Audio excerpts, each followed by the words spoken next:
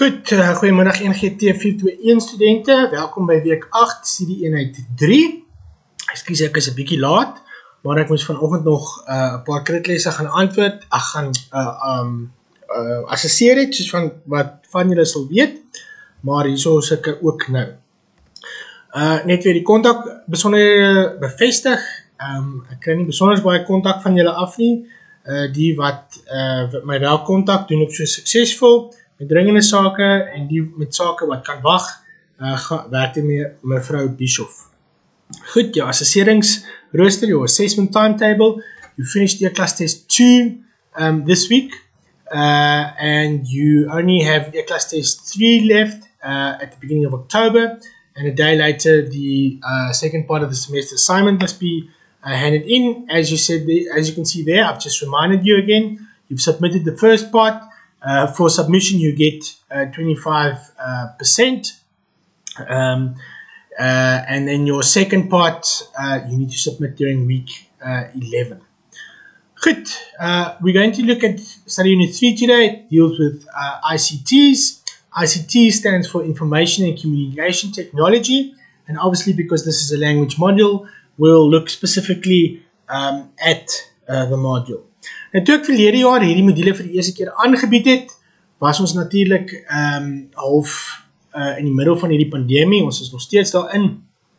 En die wêreld was, as ons nou mooi daaraan dink, net in terme van skool gee en van klas gee, 'n totaal ander, dit was 'n totaal ander prentjie as waarvan ons vandag gewoond is.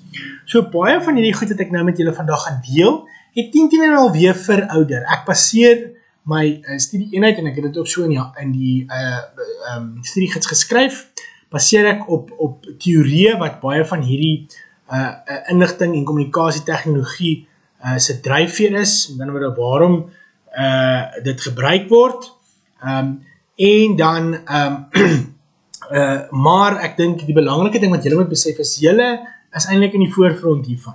Daar waar julle in die klas sit, waar julle hierdie tegnologie gebruik. Nou goed, heel wat studente sê vir my sê, meneer, ek is nog by 'n tradisionele staatskool, ons gebruik nie regtig tegnologie nie. Jy is heeltemal reg, dit is fyn. Ek gaan nou vir jou die verskil tussen wat ek bedoel verduidelik, maar wat ek ook vir jou wil sê, and I want to make this very clear, I can guarantee you that in my lifetime and definitely in yours, although our age difference isn't that much, we will have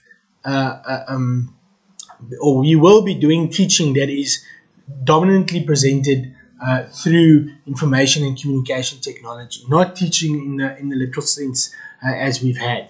Nou, ek moet julle sê, ek mis nogal die kontaksessies, ek mis om julle te sien, ek mis om 'n bietjie uit te kom en interaksie te hê, maar die tegnologie gaan ook opvang, en ek dink in sekere geval het dit al reeds om interaksie en gesig tot sig kontak moontlik te maak, selfs al is dit dan deur 'n rekenaarskerm.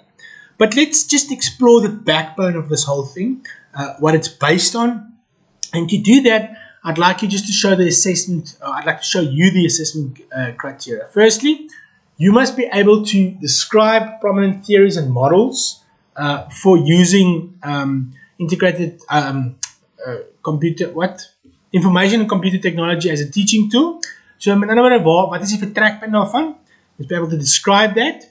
Must be able to illustrate how ICTs can be incorporated into a lesson. So I might ask you in an assessment opportunity that you plan a lesson using your ICTs, okay? And then lastly, you need to explain the risks involved in using ICTs as a teaching tool. Now, the first bullet and the last bullet is something I'm going to tell you. The third bullet is something that you that basically can use the world as your oyster. Vir almal wat julle in die klasse sit, dit gebruik en daai idees gaan van julle afkom. Dit gaan nie noodwendig uit 'n handboek uitkom. Jy kan 'n handboek gaan konsulteer, gaan naslaan, maar as ek dit moet opsom, if I can summarize this, bullet 1 and the last bullet is theory, where practice is the middle bullet. Okay, the illustration of how ICTs work, and you are going to tell me eventually how you incorporate it in your class. Okay, I'm starting with the introduction, obviously, because I wrote the study guide and I'm going to use lots of the things that is in the study guide. We're firstly going to have a look at the definition of what an ICT is considered to be. And the study guide tells us it's any product which will store, retrieve, manipulate, transmit, or receive information electronically in a digital form. These include personal computers, that's of course your laptop as well, digital television, email, robots, etc. We can add to that modern day clouds, obviously, because that's technology. So that's basically servers that are in distant countries. We can add to that tablets. We can add, what do they call those interactive boards that you have in the class? That is definitely ICTs as well. Anything that basically fits the digital form or the digital sign. Okay. The other thing we need to know is that with this advent of social media in the early 2000s, the possibilities for what we can do have increased exponentially. Okay, but with possibilities, risk increases as well. So we're going to discuss both of these after we've discussed the various theories on which these are based. Okay, excuse me, ek wil net 'n slukkie water vat. I want your thinking caps on because I'm now going to show you theoretically how we have progressed to the use of ICTs based on existing educational theories. Okay, and the one specifically that you should remember from your psychology modules that you've done is that of constructivism. Now, if you remember correctly, constructivism was coined by a Russian fellow called Lev Vygotsky. Okay. Basically what he says is the roles, or the summary of what he says is the role that cultural context plays in education. Now, if you think of this carefully, this is basically often the big problem in the South African education landscape. But that is a discussion for another day. Let's carry on. Basically what Vygotsky said is learners must be guided through a learning process by the teacher who acts as a mediator. Initially, the teacher is culturally more competent than the learner, but through mediation, in other words, mediation and the acquiring of knowledge, the practice of skills, the learner eventually reaches the cultural level of the teacher, and eventually often progresses past this. Okay, so that is basically, in summary, what, Vygotsky said. Then, as we've mentioned before, the teacher is initially culturally more competent than the learner, but through mediation, the learner eventually reaches the cultural level of the teacher. If we take this theory of constructivism and we give it a digital veneer, we reach what they today call connectivism. Okay, and connectivism can be explained as how internet technologies, because this is the basis of all of these information and computer technologies. They won't be able to function in the way they function if it was not for the internet. How these technologies create new opportunities for learning and sharing across the network created by the internet and through learning experiences through collaborations and enabled by various networks offered by the connectivity. You can go and read further on there on page 38. The point being is the internet has become the cultural, not the cultural context, but has become a teacher to a certain extent that mediates the cultural levels of the learner. Okay, because the internet is a framework for information, and of course, to bring this all together, the theory of connectivism gives us the substance, because the internet is all about being connected.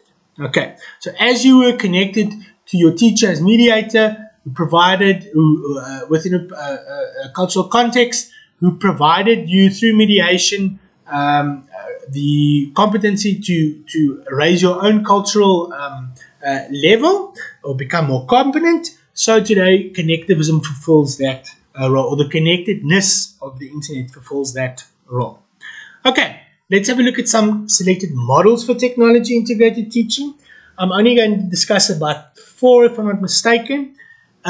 These things form a good basis for any discussion on this and for any teaching, but the associated technologies with these models change constantly. Okay, so the model will always be relevant, but the technology behind the implementation of that model changes constantly.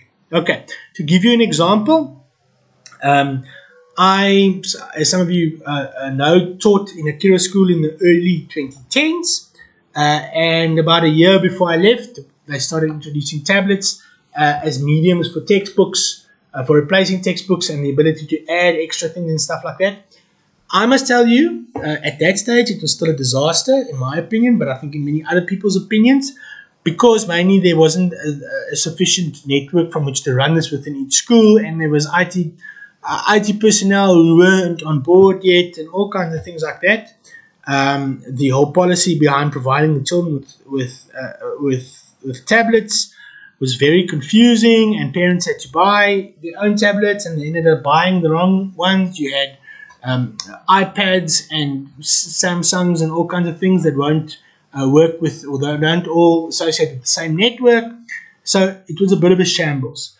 I recently visited another Kira school to go for a crit lesson from a student there, and I can clearly see how this has grown, how this has been developed, how the growing pains have been pushed aside and solved, and I believe that it is now much more successful and implementable, specifically in the Kira schools. I haven't seen it in any other schools yet. Okay, but let's have a look at the models or the theories behind technology integrated teaching. The first one there is known as the technological, pedagogical, and content knowledge model. So those are three concepts within one model: technology, pedagogy, and content knowledge. Okay, it shows, and I'll show you in a illustration pretty soon, how these three areas are connected, where we don't often understand that they are connected. Technological knowledge often refers to knowledge of hardware and software and how to operate this apparatus, so the children and the teachers know how to work on a perceived platform, whether it is Android or Windows or whatever, or iOS from Apple, how this works, how the basic functioning works, what are you able to do, what are you not able to do, etc., etc. The technological content refers to the knowledge on the link between the technology and the teaching content. So how, let's say, for example, the curriculum is integrated on this technological platform, and how subject knowledge can be transformed by using ICTs.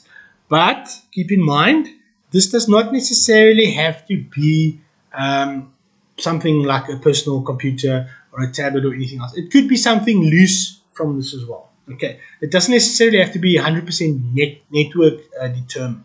So keep that in mind. Okay, the next thing there, the role of the teacher, she or he must start from a point of subject knowledge. So subject knowledge is what the children know or should know, the traditional way of teaching, or the traditional starting point of teaching, and then from this, okay, he or she chooses an appropriate tool based on ICTs for the lesson to progress on this knowledge. So you have got an existing topic, and you, let's say you are discussing citrus fruits, for example, and you discuss the different types of citrus fruits, and then you bring in a video that show how citrus fruits are made up of different segments. I'm speaking from the crit lesson I did this morning, because the discussion was on citrus fruits. Okay, the outcome of this is the tool will then direct the selection of relevant pedagogy. The pedagogy can be informed both by the content, the subject knowledge, and the technological content and knowledge. But it shouldn't be the be all and end all. The pedagogy should be able to stand on its own 2 feet. In other words, with pedagogy we mean how the art of teaching. Okay.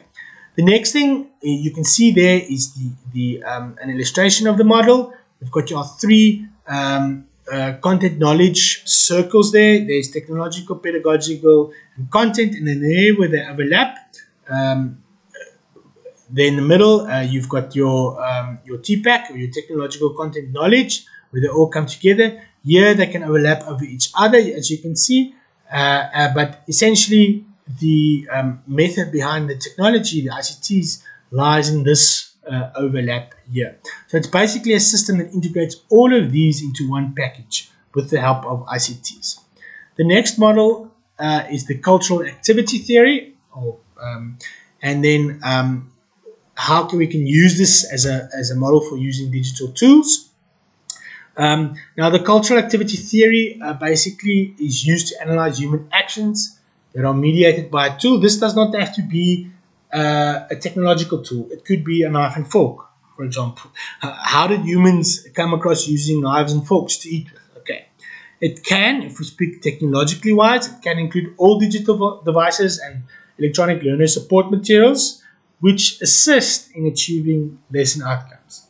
Now, the important point that I want to make with that as well is the use of ICTs should enhance your lesson.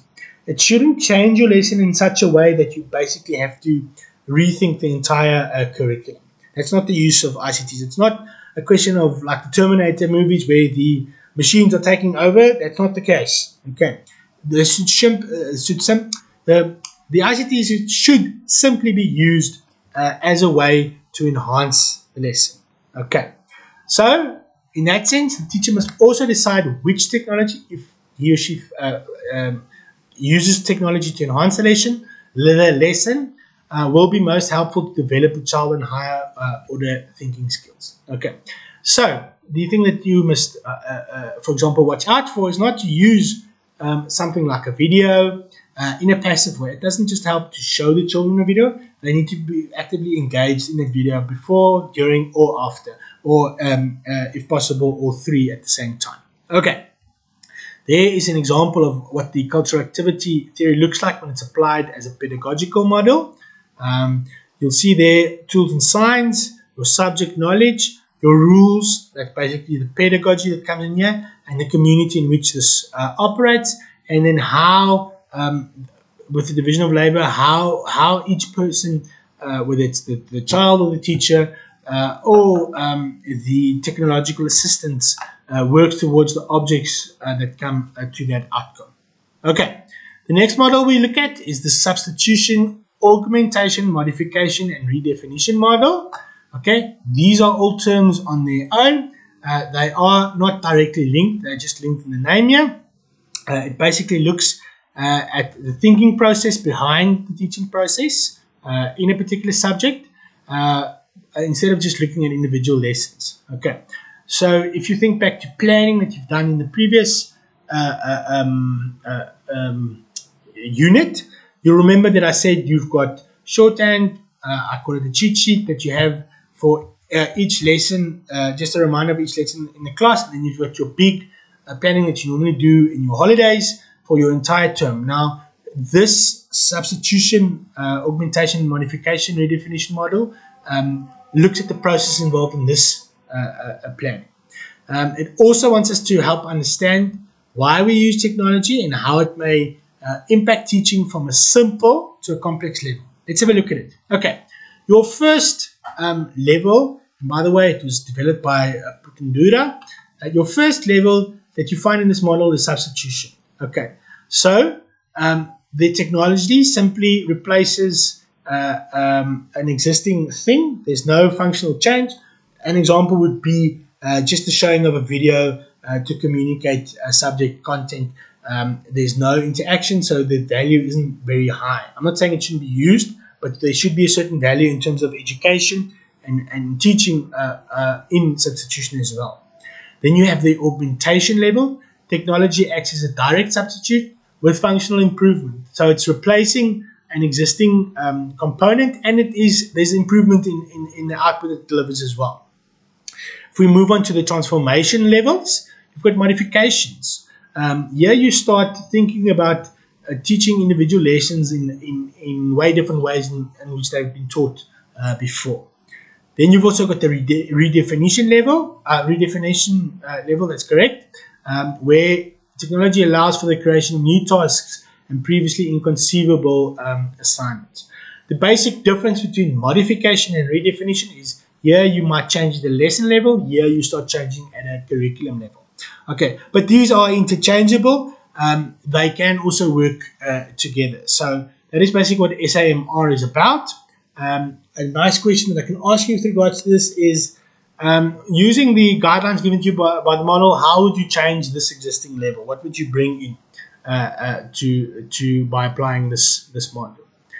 Okay, the last one is a bit of something that it's a collective term, but it's as far as I'm concerned, it's not going to last very long because of specifically the education platforms offered by companies like Google and a host of others, Moodle that, for example, develop developers of eClass that we use, and that's known as the 5E instructional model with Hyperdocs.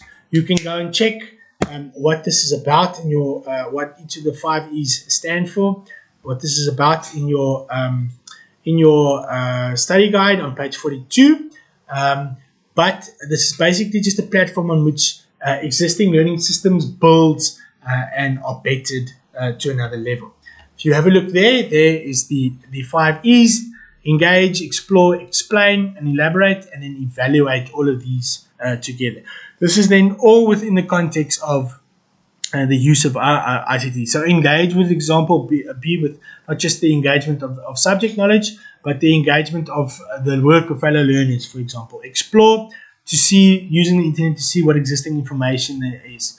Explain, the use of the internet, for example, to explain certain terms and definitions. Elaborate, the use of the internet for the learner to elaborate that which he or she has learned, and then to share it with others, and then evaluate, as I said, is the shared experience within the group. Okay, julle, ek is klaar vir vandag. Ek gaan op 'n stadium vir julle 'n bietjie meer 'n praktiese toepassing hiervan gee, net dat julle 'n idee kry hoe dit geassesseer word. Maar soos ek sê, buite die teorie lê baie van die inhoud hiervan in wat julle klaar in die klas sien, tegnologies gesproke, en hoe jy dit wat ek vandag nie probeer doen het, is om jou te vorm rondom hoe jy daaroor dink. Okay, ek hoop julle het 'n wonderlike naweek. Start met al julle verpligtinge. Ek weet julle is baie besig. Onthou, maak tyd om te rus ook. Kyk na jouself. En as jy hulp nodig het, praat asseblief. Ons sal jou help.